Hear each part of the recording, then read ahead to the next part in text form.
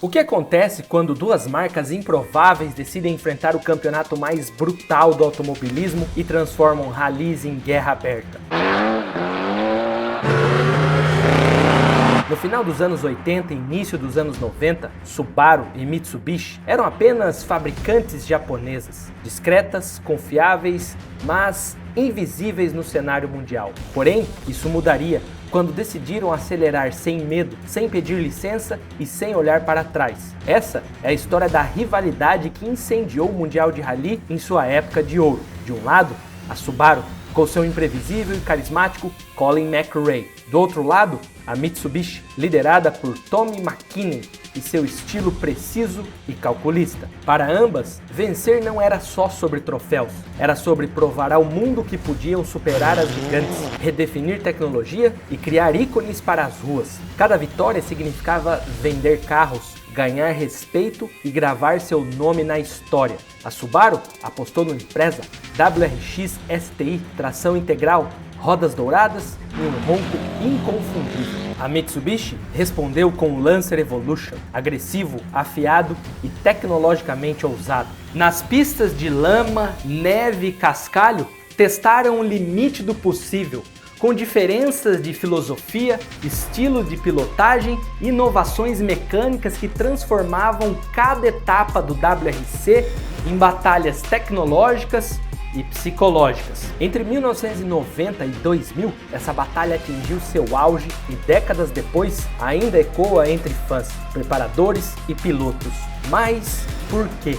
Entenda que não era apenas corrida, era vingança, orgulho e velocidade, com lama no rosto, sem medo. Hoje vamos revisar como a Subaru e a Mitsubishi escreveram a mais intensa rivalidade dos rallies e como, no final, ambas pagaram caro por vencer. Duas lendas, um trono. Lancer versus Subaru. O lado Mitsubishi. Como uma marca de carros conhecida por dominar os rallies e as telas do cinema, acabou se tornando um negócio em declínio, forçada a sair de cena. Bom, a resposta é complexa e começa em 1870, onde ainda nem se imaginaria o Lancer Evolution dominando as corridas. Acho que nunca viajamos tão no passado assim em nossas histórias. O grupo Mitsubishi tem um passado diversificado em vários segmentos. Um deles era o marítimo, quando Yataro Iwasaki estabeleceu uma companhia de navegação chamada Tsukumo Shokai. Inicialmente focado no transporte marítimo costeiro, a empresa expandiu rapidamente suas operações e desempenhou um papel crucial na rápida industrialização do Japão durante o período Meiji. Isso marcou o início da longa e influente história, também dentro do setor bancário e de mineração. Esse foi o pontapé. Mais tarde, em 1884, com a criação do seu primeiro carro de combustão interna, conhecido como Mitsubishi Modelo A, foi o primeiro produzido internamente no Japão. Simbolizou o compromisso do grupo com a inovação tecnológica e lançou as bases para seus futuros empreendimentos na indústria automotiva. Primeiro, expandiu suas operações para a indústria da aviação em 1917, com o estabelecimento da Mitsubishi Aircraft Manufacturing Company. A empresa se tornou uma fabricante proeminente de aeronaves militares durante a Segunda Guerra Mundial, produzindo modelos icônicos como o Mitsubishi A6M0. O envolvimento da Mitsubishi na aviação desempenhou um papel crucial nos esforços militares do Japão e solidificou sua posição no grupo como líder em manufatura industrial. Mas, como todos sabem, a derrota na Segunda Guerra Mundial sacudiu a fábrica e que precisou reconstruir sua reputação rapidamente diante do mundo. Primeiro, passou por uma grande reorganização em 1950. Essa reestruturação teve como objetivo diversificar e expandir os interesses comerciais do grupo. A Mitsubishi começou a investir em vários setores, incluindo eletrônicos. Sim, você lembrou daquela TV das antigas. Finanças, produtos químicos e telecomunicações. Essa estratégia de diversificação permitiu que o grupo se adaptasse ao cenário econômico em mudança e mantivesse sua posição como um dos principais conglomerados do Japão. Praticamente 10 anos depois, em 1960, eles lançariam o Mitsubishi 500, um carro compacto e econômico, alinhando as necessidades de um Japão em reconstrução no pós-guerra. Em 1962, o Mitsubishi 500 Super Deluxe homologado triunfou no Grande Prêmio de Macau, acendendo uma faísca nos executivos da Mitsubishi para explorar as corridas com mais entusiasmo. Esse modelo foi sucedido pelo Mitsubishi Colt no mesmo ano, que trouxe melhorias tecnológicas e rapidamente se tornou uma plataforma essencial para os avanços futuros da marca e reconhecendo um potencial para o automobilismo, não apenas como plataforma de marketing, mas também como um meio de elevar a qualidade e a confiabilidade de seus veículos. Uma figura-chave nesse processo foi Tomio Kubo, engenheiro-chefe e um dos responsáveis pelo desenvolvimento de veículos de alto desempenho da Mitsubishi. Ele desempenhou um papel crucial no desenvolvimento do Mitsubishi Colt 1000F, o carro que entraria no Rally Southern Cross em 1967, e o piloto de rally australiano Doug Stewart foi recrutado para colocar o carro nessa prova. A insistência de Stewart levou a Mitsubishi a entrar cautelosamente na competição, onde eles inscreveram 2 Colt 1000F, terminando em 4º e 3º lugar no geral. Embora não tenha sido uma vitória, as aspirações de rally da Mitsubishi começaram a se concretizar e um caminho sem volta se iniciaria. Uma jornada extrema de 2 grandes momentos: Lancer Evo, do auge à queda. A equipe persistiu com o Colt por anos, nunca conquistando a vitória, mas permanecendo ferozmente competitiva até 1971, quando a Mitsubishi revelou sua nova arma de escolha, o Galant. Em 1962, Adrian Cohen, um fazendeiro escocês transformado em piloto, juntou-se à equipe de rally da Mitsubishi. Apesar da temporada desafiadora, o Galant cruzou a linha de chegada com 24 minutos de vantagem sobre seu rival mais próximo, o Nissan 240Z, superando concorrentes formidáveis como Toyota, Subaru, Holden e Honda. Nos próximos 5 anos, a Mitsubishi reinou supremamente, permanecendo invicta em competições de rally. Em 73, eles garantiram as 4 primeiras posições. Os pequenos, mais potentes The Lancers are going like rockets. Small, powerful Mitsubishi Lancers soon emerge as the cars to beat. 2, 3, 4 for the Mitsubishi. A Mitsubishi estabeleceu-se como força dominante nos rallies durante a década de 70. Não tinha pra ninguém. E logo o Campeonato Mundial de Rally foi criado naquele mesmo ano. Embora a Mitsubishi não tenha entrado oficialmente no campeonato, um indivíduo maluco, determinado, pilotando um Mitsubishi competiu. Yogendra Singh, you won in 1965. One final question. You know, a European has never won this rally. What do you think is the reason? Well, I think we have been very unlucky so far, but I keep trying. One of these days I'm going to win it. A saga do Flying Sikh é extraordinária. Sua dedicação inabalável às corridas catapultou a Mitsubishi para o palco mundial. Se liga nesse cara. Johinder Singh, um indiano residente do Quênia, havia até 1971 acumulado um status quase mítico no circuito de rallies na África. Em 73, impulsionado pela determinação, ele buscou competir no WRC. Sem qualquer patrocínio, ele comprou um Mitsubishi Galant 1.6 GS e se aventurou na competição sozinho. No ano seguinte, sem se deixar desanimar, Singh adquiriu um Mitsubishi Lancer 1600 GSR. Dessa vez, a Mitsubishi forneceu algumas peças e apoio. Nos terrenos acidentados da África, Johinder passou 5 dias extenuantes manobrando o poderoso Lancer, o carro menos potente em todo o Rally Safari. E pasmem, garantindo a vitória inaugural da Mitsubishi no Safari Rally de 74. Com esse triunfo, o Flying Sikh entrou a Mitsubishi e a sua primeira vitória no WRC. A Mitsubishi finalmente reconheceu a habilidade de Sikh, incorporando a equipe. Eles enviaram outros Lancers para competir junto com Cohen. Sikh liderou a equipe Mitsubishi por inúmeras vitórias, pódios, incluindo uma vitória completa no ano de 1976. Só que do nada, sim, do nada, eles pararam completamente. A fabricante na época tinha um grande defeito, não era inteligente no planejamento e frequentemente dava a impressão de indiferença para seus próprios automóveis, já que eles tinham outras frentes da marca. Dominando os palcos dos rallies, eles viram algo que ninguém viu e já sabiam do pior. Eles previram a concorrência eminente, já que em 1988, a Audi chegaria na parada com o 4. Os sinais estavam escritos na parede da Mitsubishi. A era dos carros de rally de tração traseira estava desaparecendo com o avanço da tecnologia alemã. Até teve um esforço para criar um Lancer competitivo, no início ali dos anos 80, mas que resultou em um desempenho 4 minutos atrás do Audi 4. eles estavam longe demais. E tudo tornou-se evidente para a equipe que precisava de uma reestruturação, um esforço de reengenharia e, crucialmente, a introdução de uma plataforma de tração nas 4 rodas também. Star performer of the new movie Cannonball Run 2 is none other than the Mitsubishi Starion, the sports car that's turbo-tuned. From its turbocharged fuel-injected engine. Fica tranquilo, já eu te explico sobre a corrida Cannonball. Hoje, as corridas de rally muitas vezes não têm a atenção merecida, pelo menos aqui no Brasil. No entanto, no início dos anos 80, eles mantinham a atenção do mundo, em grande parte devido ao famoso e imortal Grupo B. Esse tal Grupo B era sinônimo de possibilidades ilimitadas. Tração nas 4 rodas e turbos impulsionaram o esporte a níveis de emoção semelhantes ao da Fórmula 1, desencadeando uma corrida quase que sem limites entre os fabricantes de automóveis em todo o mundo. Os carros mais rápidos, com alta potência, eram pilotados por corajosos pilotos que passavam voando por multidões de espectadores igualmente destemidos. Reconhecendo a importância de entrar para o Grupo B, a Mitsubishi embarcou na concepção de uma plataforma do zero. Qual era o objetivo? Simples: derrubar o Audi 4.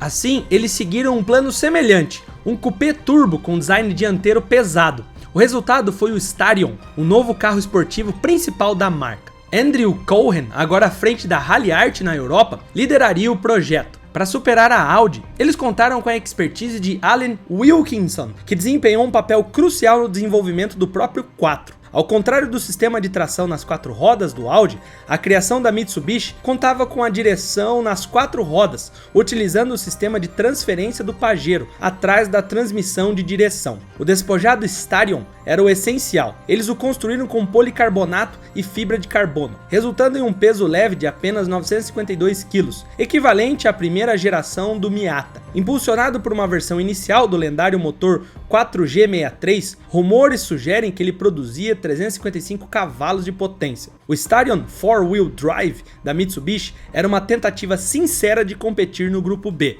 No entanto, a equipe e seus esforços enfrentaram muitos contratempos, um após o outro, durante ali todo o desenvolvimento. E bom, quando eles estavam prontos, toda uma sombra pairava sobre o Grupo B, no ano de 1986. Fatalidades mancharam a temporada, levando ao seu fim. Prometo um documentário sobre o Grupo B logo logo. Tá vendo esse feedback sincero e honesto que tá aparecendo aqui na sua tela? Foi de um seguidor que deu um voto de confiança pro nosso novo projeto, a Born to Fast. A marca feita e pensada para você aí que pensa fora da caixa e ainda é um cara autêntico, acima de tudo.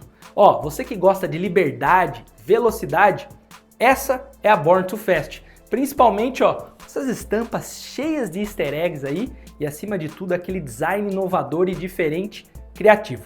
Então, um voto de confiança, deixei um link aqui na descrição para você entrar e dar uma olhada nos 3 modelos que a gente fez, tendo mais minimalista até um modelo cheio de referências aí, e só você apaixonado por automobilismo vai entender. Então fechou? Um voto de confiança, não custa nada.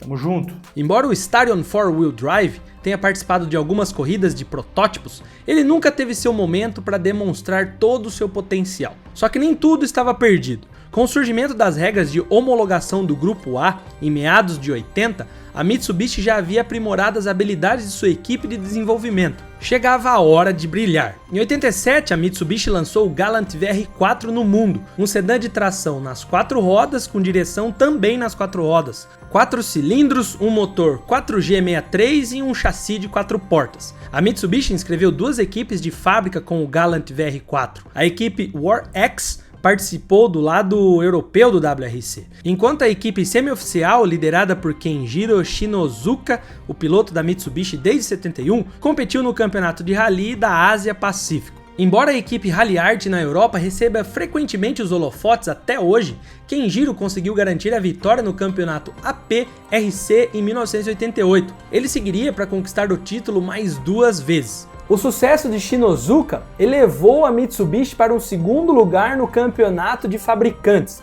e, notavelmente, ele se tornou o primeiro japonês a vencer uma etapa do WRC na Europa. Embora a equipe Rally-Art tenha alcançado sucessos modestos, vencendo várias etapas em seu ano de estreia e garantindo 2 terceiros lugares no campeonato de fabricantes, os resultados ficaram aquém das expectativas da Mitsubishi. Então em 93, mudanças nas regras do grupo A do WRC exigiram que a Mitsubishi voltasse à prancheta e evoluísse, de novo. O desafio era intimidante, as novas regras favoreciam carros menores e o Galant, com a sua estrutura substancial, não se encaixava no perfil. A Mitsubishi vasculhou seu baú de criações e ressuscitou uma antiga lenda, o Lancer. Na época, o Lancer havia caído do estrelato, assim como muitos grandes dos anos 70, reduzindo apenas a mais um carro econômico de tração dianteira, longe da fera devoradora de terra que uma vez dominou os ralis africanos. Mas era hora de voltar às batalhas. Mitsubishi Lancer. Born to Run. A Mitsubishi tinha um trabalho árduo pela frente. Primeiramente equipar um Lancer com tração nas 4 rodas, aproveitando o trem de força aperfeiçoado do Starion, combinando com o diferencial central para conquistar todos os terrenos. Em seguida encaixaram o icônico motor 4G63T, unidade robusta que ostentava 2 eixos de equilíbrio contrarrotativos e um bloco de ferro capaz de gerar poder praticamente ilimitado. Foi um começo promissor, o Lancer certamente havia evoluído, mas os japoneses ainda não estavam satisfeitos. Eles sabiam que precisavam de mais e a equipe abrigava algumas ideias não convencionais. De novo, Andrew Cohen, o cérebro por trás da Rally-Art, entrava em cena. Em 93 ele liderou o programa Lancer Evolution, com um conceito radical: trazer os engenheiros de carros a participarem das corridas.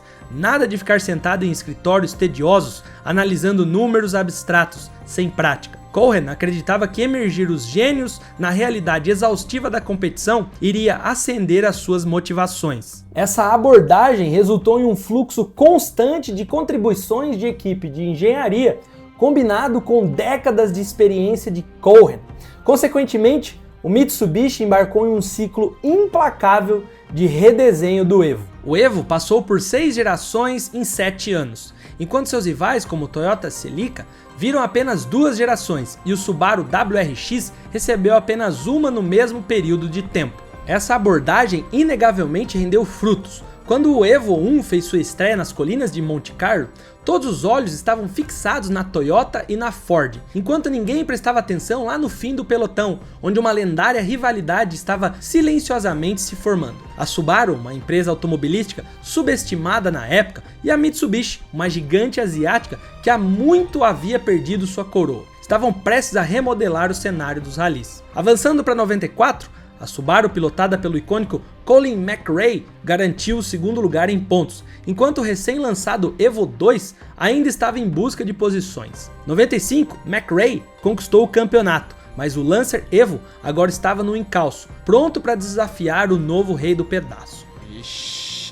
2 eventos cruciais se desenrolaram naquele ano. O Evo recebeu um novo sistema de diferencial ativo, aprimorando sua dominação na neve, e a Mitsubishi recrutou também o Flying Finn, Tommy McKinnon, um piloto nórdico dedicado da Finlândia, cujo único objetivo era derrubar McRae. Em 96, uma mudança significativa nas regras permitiu que os carros se afastassem dos especiais de homologação, liberando o potencial sem limites do Lancer Evolution 3. Ao longo de 9 corridas em todo o mundo, o Lancer da Rally-Art e seus pilotos enfrentaram os desafios mais difíceis inimagináveis: lama, neve e poeira. As vitórias seguiram na Suécia na neve e na África, uma façanha não alcançada desde os anos 70. Os triunfos seguiram na Argentina, Finlândia e Austrália. Bom, e com mais da metade das corridas vencidas, McKinnon emergiu como campeão e a Mitsubishi reconquistou seu trono como rei dos ralis, garantindo o campeonato de fabricantes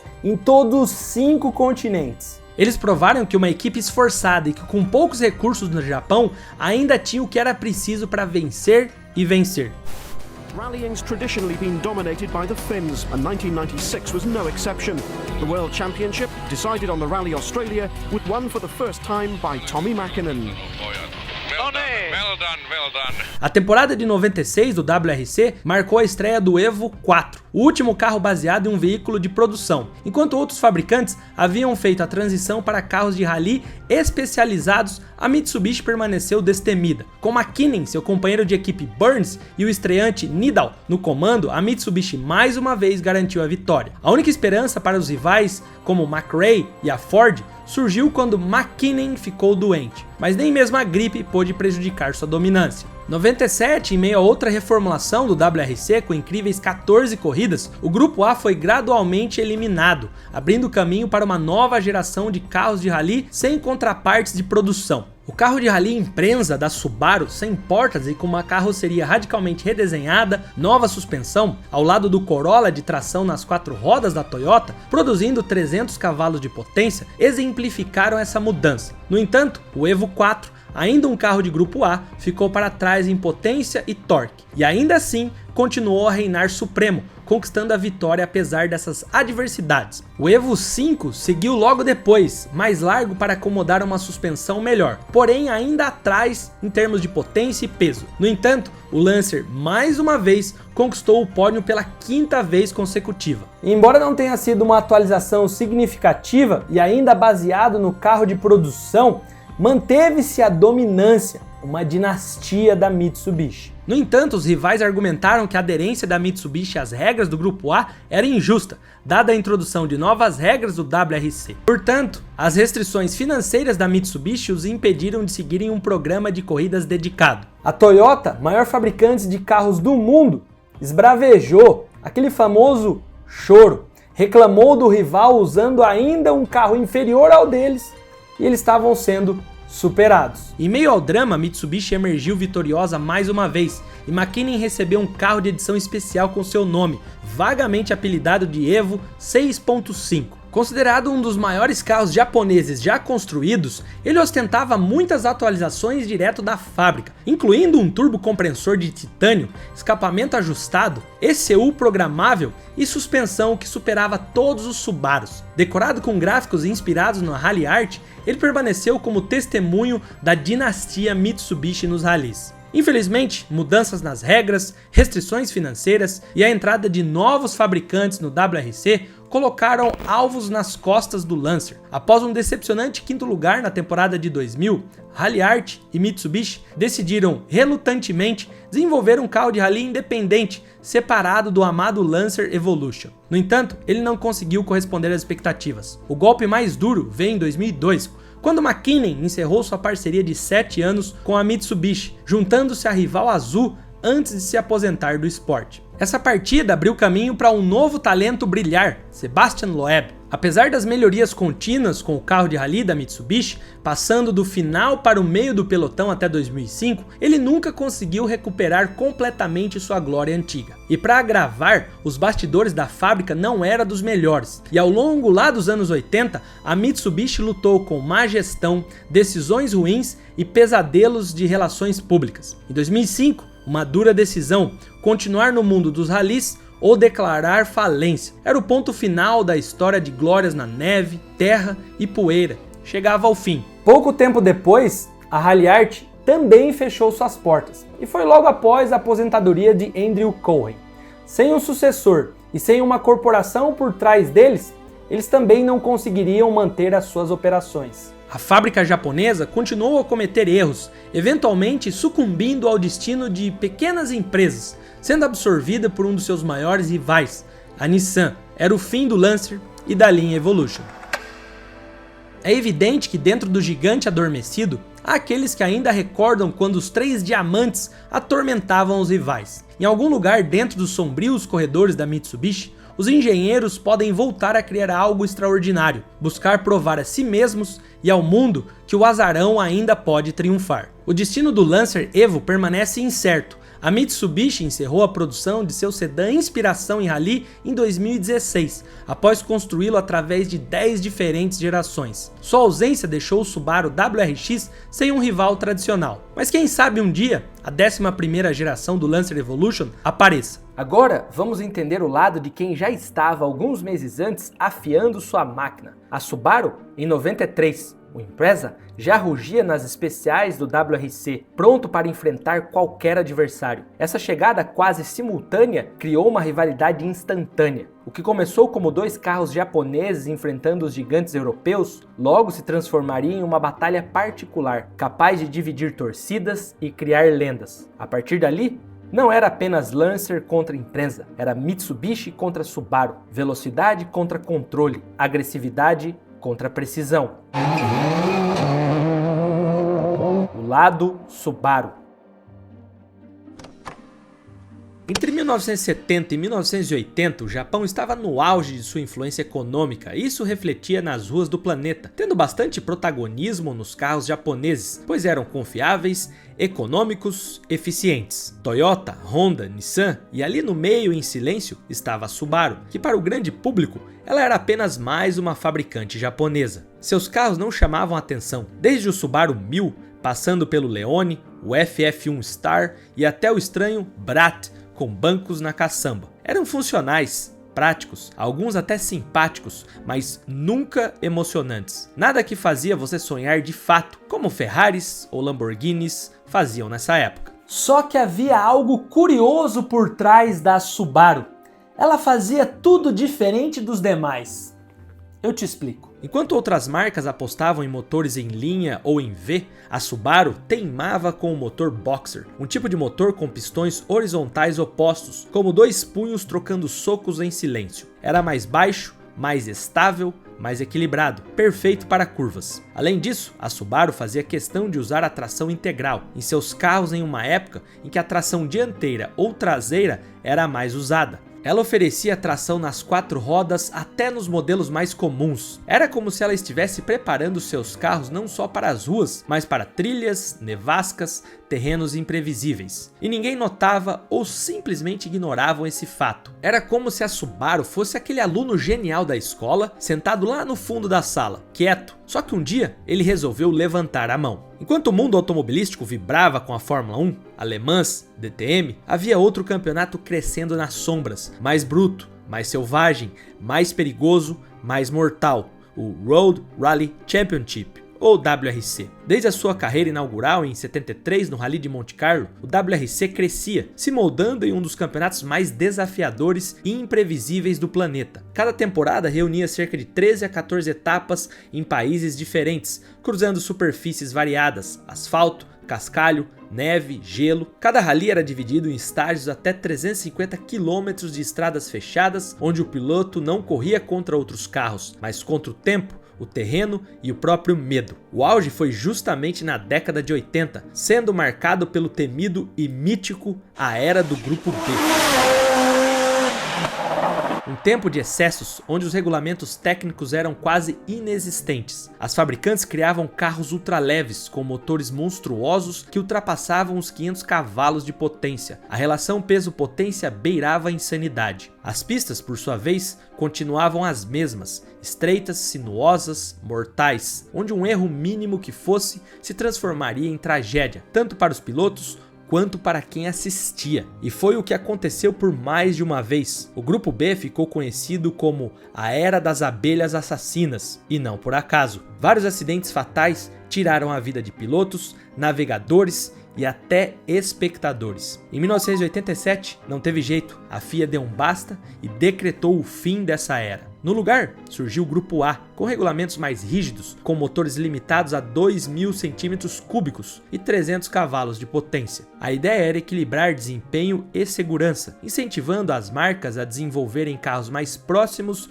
dos modelos de rua. Foi aí que a Subaru viu sua chance de ouro. Agora com o WRC, com seu caos controlado e padrões de exigência atraentes, parecia um palco perfeito para a Subaru provar o valor de sua engenharia. O novo regulamento do Grupo A exigia que as fabricantes produzissem versões de rua dos carros que seriam usados em corridas, o que abriu uma oportunidade única, não apenas competir, mas transformar a vitória em argumento para a venda nas concessionárias. O argumento seria basicamente o seguinte: o que vence no rally, você pode ter na garagem. A Subaru precisaria produzir ao menos 2.500 2.500 unidades idênticas do modelo de competição em um período de 12 meses consecutivos. Era uma exigência que ainda espantava outras fabricantes. Mas foi justamente essa pressão que deu origem a edições especiais lendárias, como o Type RA, versões enxutas, focadas em desempenho e criados com o DNA das pistas. Pode parecer loucura lançar carros tão específicos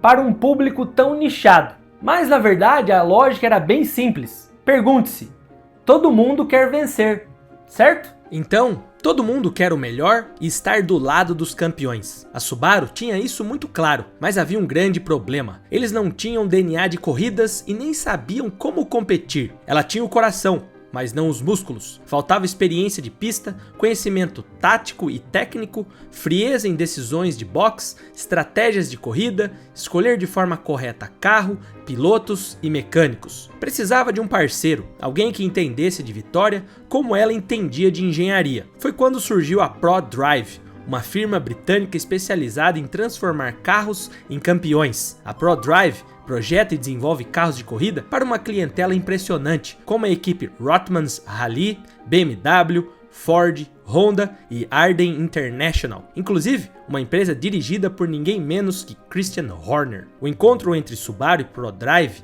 em 1989 foi improvável, mas acabou sendo perfeito. De um lado, uma empresa japonesa meticulosa, guiado pela precisão e tradição. Do outro, uma equipe britânica ousada, pragmática e obcecada por vencer. Dessa união, nasceu a Subaru Road Rally Team, com sede em Banbury, Oxfordshire. E ali, entre graxa, mapas de prova e cálculos de torque, começou a transformação e o processo de desenvolvimento do carro. O primeiro carro da Subaru preparado pela ProDrive para o WRC não era um carro de corrida tradicional, seria um sedã grande, 4 portas, chamado Legacy RS Turbo. No coração do Legacy RS batia o lendário EJ20G, um motor boxer turboalimentado de 2.0 litros com 4 cilindros opostos horizontalmente, o famoso Flat 4. Esse motor entregava cerca de 290 cavalos de potência e 393 Nm de torque, números impressionantes, agressivos para a época, especialmente considerando que a tração era enviada às 4 rodas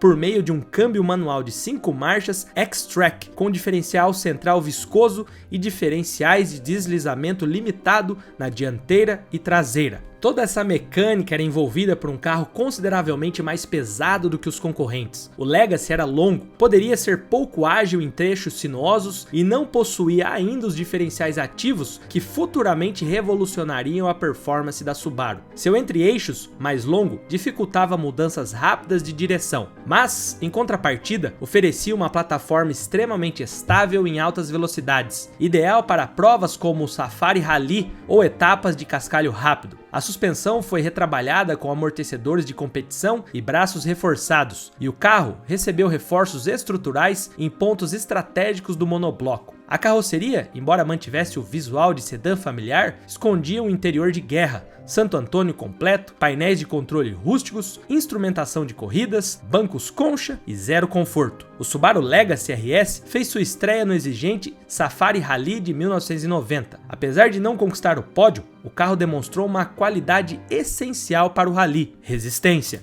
Era grande, era pesado e ainda cru para o ritmo implacável do WRC, mas ele mostrava potencial. Faltava refino, faltava direção, faltava alguém que tivesse a ousadia de guiar aquele sedã com maestria. Mesmo assim, em 91, Marco Allen garantiu o primeiro pódio da equipe no Rally da Suécia, sinalizando que a Subaru começava a incomodar. Pouco depois, chegariam 2 nomes que dariam forma ao espírito da equipe: o experiente Ari Vatanen e um jovem escocês que parecia ter nascido para viver no limite. Seu nome, Colin McRae.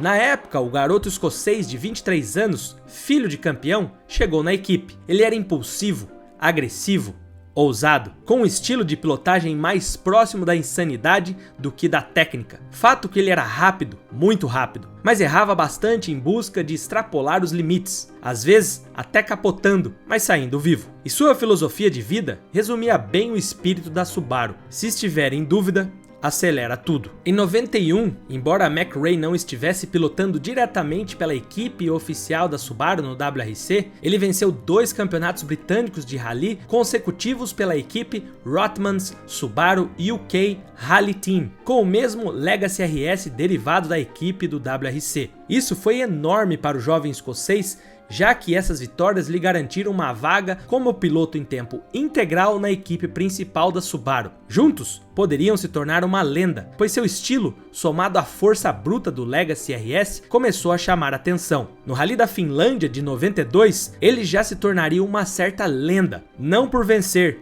mas por não desistir. Capotou nos treinos, capotou durante a prova, capotou de novo e mesmo assim terminou em 8º. Seu carro era praticamente um esqueleto sobre rodas, mas ele cruzou a linha de chegada como se estivesse inteiro. E o público finlandês, exigente como poucos, os aplaudiram de pé. Foi nessa mistura de coragem suicida e perseverança que a Subaru se moldou. A temporada de 92 terminou com 2 pódios e um 4º lugar no campeonato de construtores, competindo em apenas metade das etapas, ou seja, a Subaru era uma ameaça real para os rivais. Em 93 veio o primeiro sinal definitivo de que o trabalho estava dando frutos. No Rally da Nova Zelândia, Colin McRae cravou a primeira vitória da história da Subaru no WRC, e a partir dali, todos sabiam que não seria a última. Surge um campeão. Enquanto isso, nos bastidores, a ProDrive trabalhava em segredo num novo projeto, pois o Legacy seria aposentado, dando lugar a um verdadeiro monstro do rally, o Imprensa 555. Lançado em 92 nas ruas, ele foi desenvolvido como o sucessor do Subaru Leone e chegou ao mercado com versões sedã de 4 portas e perua, wagon, oferecendo inicialmente tração dianteira ou integral em motores boxers de 1.6, 1.8 e 2.0 litros. Pouco tempo depois, ainda no mesmo ano, foi lançada a versão WRX, com motor 2.0 turbo e tração integral. Ele era exatamente o que o rally exigia: curto, ágil, leve e brutalmente eficiente. A estrutura partia da versão de rua, com carroceria compacta de 2 portas e entre eixos reduzidos, o que proporcionava melhor resposta dinâmica e menor inércia nas curvas, ideal para etapas técnicas e sinuosas. O motor continuava sendo o confiável EJ20, um boxer de 2.0 litros, agora completamente redesenhado. A ProDrive aplicou um novo turbocompressor Garrett, intercooler de maior volume e refrigeração otimizada, além de novos cabeçotes DOHC com comando variável, resultando em 300 cavalos de potência e um aumento impressionante no torque, tudo dentro do limite da categoria. Mas o verdadeiro salto veio da eletrônica. O Imprensa 555 recebeu um sistema de diferenciais ativos com controle eletrônico central e opções de ajustes manuais no volante, permitindo ao piloto modular o comportamento do carro entre pisos secos, molhados, cascalho ou neve. Essa gestão de torque entre eixos e rodas dava ao carro um nível de tração e controle que poucos concorrentes conseguiam igualar. A suspensão foi completamente reconfigurada com amortecedores Bilstein personalizados, molas sob medida e geometria de direção agressiva. A estrutura recebeu reforços no chassi e novas barras anti-torção, aumentando a rigidez sem comprometer o peso. Freios de competição com pinças de 4 pistões e discos ventilados garantiam frenagens seguras mesmo após dezenas de estágios extremos. Foi com o Imprensa 555 que surgiu a imagem que ficaria eternizada na cultura automotiva: a pintura azul vibrante com rodas douradas, um tributo ao patrocínio da marca de cigarros 555, mas que rapidamente ultrapassaria o puro marketing. Aquela combinação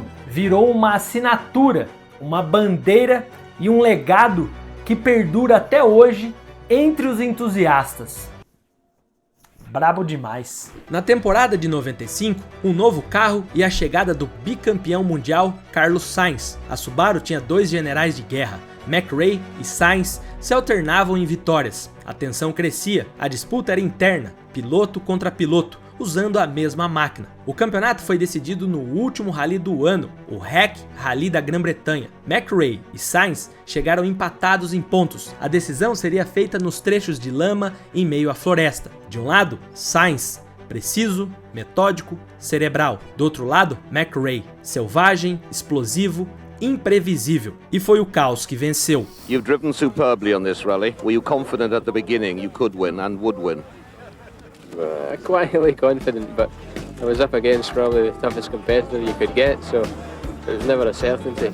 McRae conquistou a vitória, o campeonato de pilotos, e entregou a Subaru seu primeiro título mundial de construtores. Em poucos anos, a marca que ninguém levava a sério virou a maior força do campeonato. E como vocês já sabem aqui em nossas histórias, vença no domingo, venda na segunda. A partir dali, cada esquina do planeta teria um Subaru acelerando como se fosse um rally. Agora, a equipe Subaru World Rally no topo, McRae e pilotos como Kenneth Eriksson e Piero Liatti conseguiriam continuar com pódios consistentes para defender o título de construtores da Subaru em 96 e 97. A equipe parecia imbatível. 3 seguidos para a Subaru, o que foi fantástico. Mas infelizmente, eles não conseguiram superar Tommy McKinnon, que venceu o campeonato de pilotos em 95, 96, 97 e 98. E o que tornava isso ainda mais doloroso foi o fato de que ele fez no carro rival da Subaru, o Mitsubishi Lancer Evo. Mas no fim da temporada de 98,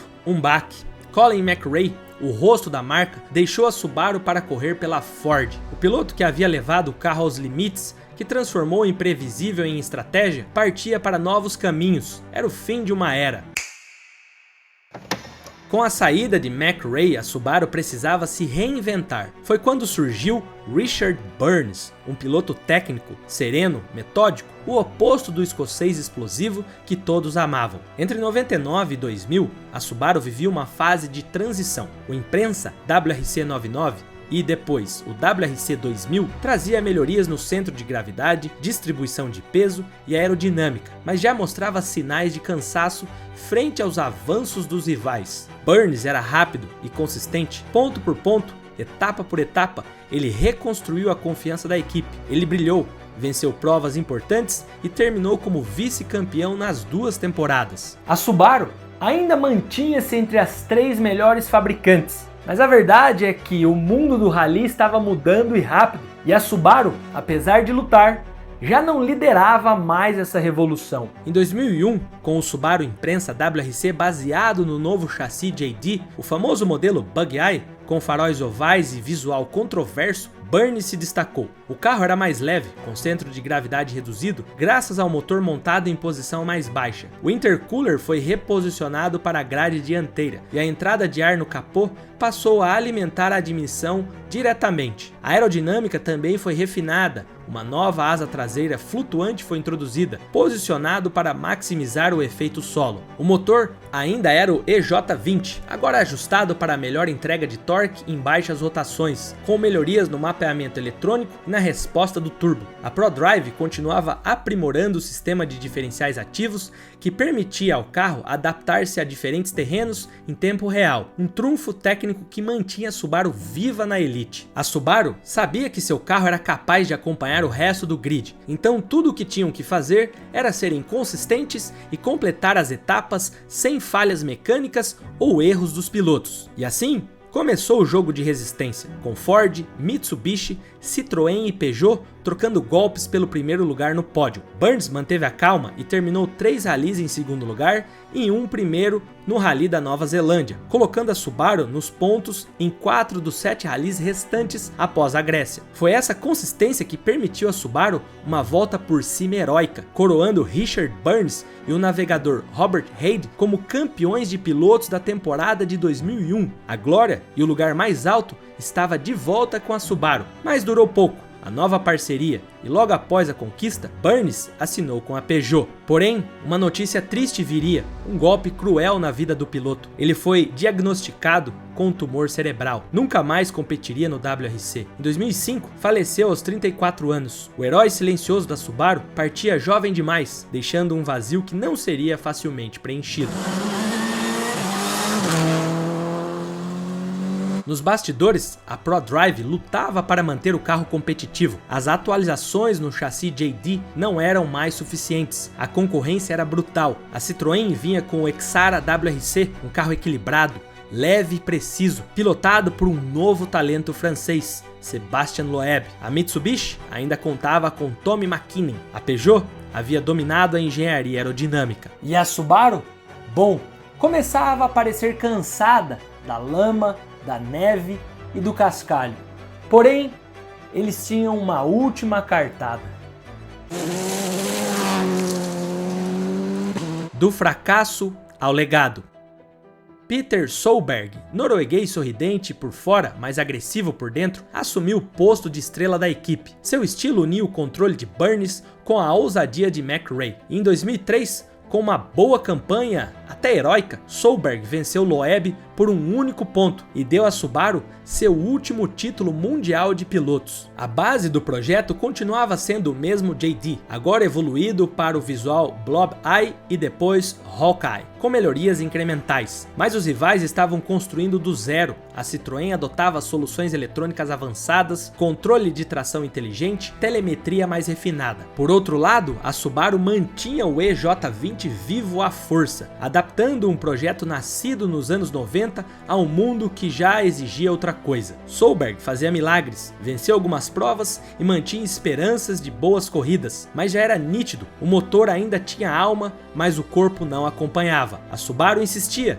atualizava a carroceria, refinava o setup, lapidava cada detalhe, mas não conseguia mais acompanhar o ritmo de Loeb, nem a precisão da Peugeot, nem a evolução constante da Ford e, por fim, tudo que sobe, uma hora desce. Toda lenda tem seu auge, e toda lenda, cedo ou tarde, é desafiada pelo tempo. A Subaru resistiu o quanto pôde, mas entre 2005 e 2008, tudo começou a ruir. Não foi uma queda abrupta, mas sim um desgaste, um enfraquecimento gradual que começou nas entranhas da equipe. Era como se tudo estivesse se desconectando. O motor não entregava mais potência com a mesma consistência. Os diferenciais ativos, que um dia foram o triunfo da Subaru, agora pareciam insignificantes. As quebras mecânicas se acumulavam, o sistema de refrigeração falhava, suspensões quebravam com frequência e o desempenho dos pneus Pirelli, obrigatórios na época, simplesmente não casava bem com o acerto do carro. O Imprensa WRC, já então na sua versão Hawkeye,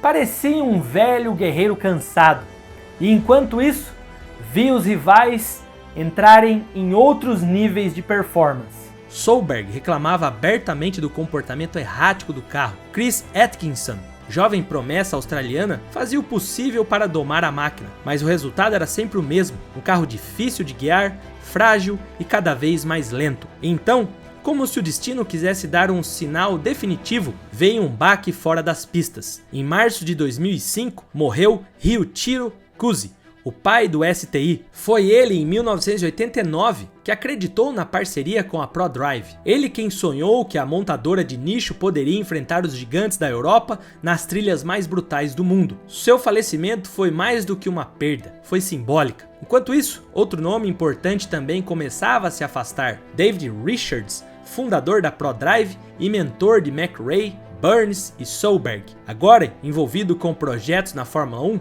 Richard se dividia entre o WRC e o comando da BAR Honda. A ProDrive seguia operando, mas já não era mais a mesma. O vínculo emocional, a obsessão pela vitória, a urgência estratégica, não existia mais nada, e os resultados em pista refletiam isso entre 2005 a 2008. A Subaru não venceu uma única corrida. Em 2007, o cenário já beirava o constrangimento. A Subaru terminou o campeonato de construtores em terceiro lugar, mas havia apenas 3 fabricantes oficiais inscritas. Era tecnicamente o último lugar. O novo carro de 2008, baseado no chassi GE hatchback, era a tentativa desesperada de reinvenção. Em teoria, o Imprensa WRC 2008 deveria ser melhor, mais curto, com distribuição de peso mais centralizada, novo sistema de resfriamento, suspensão redesenhada, mas, na prática, foi um desastre. O carro sofria de instabilidade crônica. Segundo reportagens da Rally Sport Magazine, na época, o manuseio era tão imprevisível que os pilotos foram instruídos a não criticar o carro em público. Nos bastidores, dizia-se que o projeto havia sido apressado, mal testado e cheio de concessões internas. O espírito de engenharia da ProDrive parecia engessado, sufocado por pressões financeiras e decisões corporativas. Ainda assim, 2 pódios na temporada, mas era muito pouco. Então, em dezembro de 2008, com a crise econômica global abalando a indústria automobilística, veio o golpe final.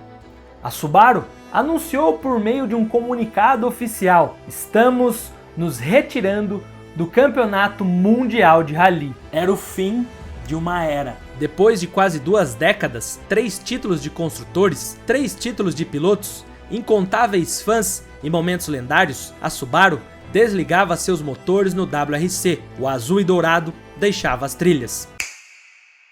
Mas a fabricante havia deixado o rally, mas não o resto das pistas, porque há marcas que nascem para competir, não por troféus, mas porque a velocidade faz parte de sua identidade. O comunicado de 2008, anunciando a retirada do Mundial de Rally, soou como um funeral para os fãs, mas lendas de verdade não morrem, elas se transformam. Sem o WRC, a Subaru mudou de rota e encontrou novos palcos para acelerar. Nos Estados Unidos, encontrou solo fértil para um renascimento. Em parceria com a Vermont Sports Car, nasceu a Subaru Motorsports USA, uma nova equipe com alma antiga. A base ainda era o WRX STI, mas transformado em uma verdadeira fera americana. Suspensão de longo curso, estrutura reforçada, motor EJ25 preparado para gerar mais de 330 cavalos de potência, tração integral adaptada ao terreno acidentado dos estágios americanos. O resultado? Domínio. Os nomes mudaram, agora era a vez de Travis Pastrana, David Higgs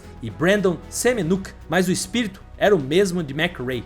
Ousadia, técnica e fúria controlada. A Subaru voltou a vencer, voltou a empolgar, voltava mais selvagem do que nunca. No Japão, a luta também era outra. Não havia lama nem poeira, mas havia precisão cirúrgica no Super GT, a principal categoria de turismo do país. E foi lá que o Subaru BRZ GT300 mostrou a sua face mais sofisticada. Chassi tubular, carroceria de fibra de carbono, motor boxer turbo, centro de gravidade absurdamente baixo, um carro criado para curvas como uma lâmina. Em 2021, a recompensa, o título de campeã da GT300, vitória em casa, técnica, elegância e sangue frio, tudo aquilo que a Subaru também sabia fazer quando queria. E ainda havia uma última missão, um retorno simbólico, um desafio à altura da lenda, o local Nürburgring, o Inferno Verde. Com a ajuda da velha aliada ProDrive, a Subaru preparou um monstro, o WRX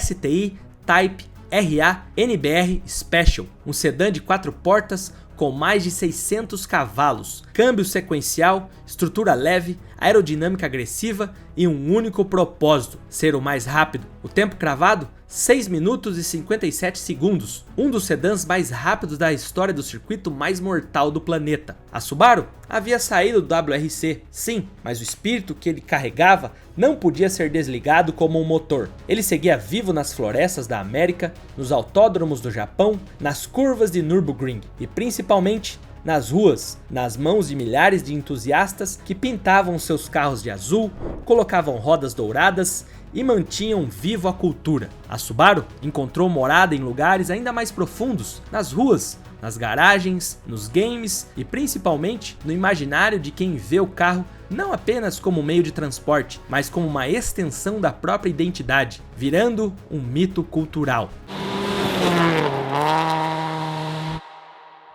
Para entender de verdade por que o rally mudou para sempre e abriu caminho para as rivalidades, precisamos voltar alguns anos antes, para uma época em que os carros eram tão rápidos e perigosos que foram banidos das pistas. Uma era onde a Lancia criou um monstro de mais de 500 cavalos que humilhava os adversários, o Delta S4. Te conto mais nesse vídeo que já começou na sua tela em 5 segundos.